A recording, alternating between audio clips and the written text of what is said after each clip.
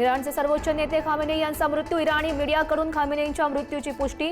Donald Trump यांच्या दाव्यानंतर स्वतः इराणी मीडियाचं हे वृत्त.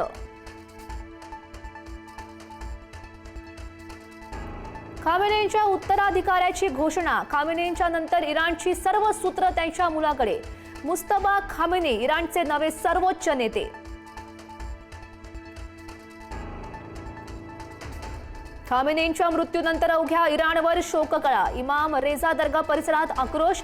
खामेनेईंच्या मृत्यूची बातमी देताना अँकरही ढसाढसा रडला. खामेनेईंच्या मृत्यूनंतर इराण आक्रमक. इतिहासातील सर्वात मोठा हल्ला करणार असल्याचा इशारा. खामेनेईंच्या मृत्यूचा बदला घेणार, काही वेळात हल्ला करणार, इराणचा इशारा. क्रूर नेत्याला ठार करून आम्ही इराणला वाईटरित्या हरवलं. खामेनेईंच्या मृत्यूनंतर ट्रम्प यांची ही प्रतिक्रिया. इराण सोबत आता संवाद साधणं सोपं होणार, ट्रम्प यांचा दावा.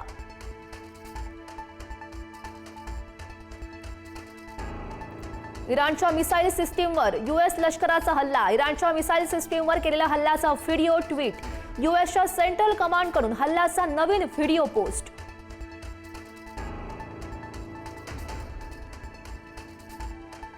इस्रायल आणि अमेरिकेचे इराणवर हल्ले. इराणकडूनही जोरदार प्रत्युत्तर. इराणनं इस्रायलसह कतार, कुवैत, बहारीन, संयुक्त अरब अमिरात येथील अमेरिकी लष्करी तळांवर केले प्रतिहल्ले.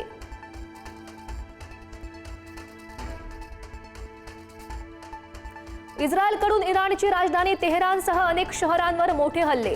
अमेरिका आणि इस्रायली हल्ल्यात इराणचे किमान 201 लोक ठार तर 747 जण जखमी.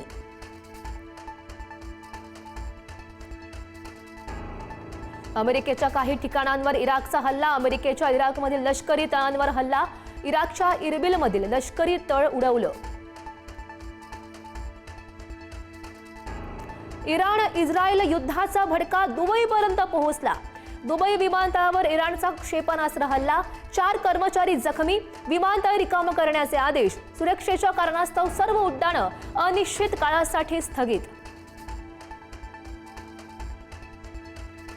इस्रायल आणि इराणमधील युद्धाच्या परिस्थितीमुळे बुर्ज खलिफा रिकामी करण्याच्या सूचना. स्थानिक पोलिसांनी सील केलं डाऊनटाऊन दुबईचा परिसर.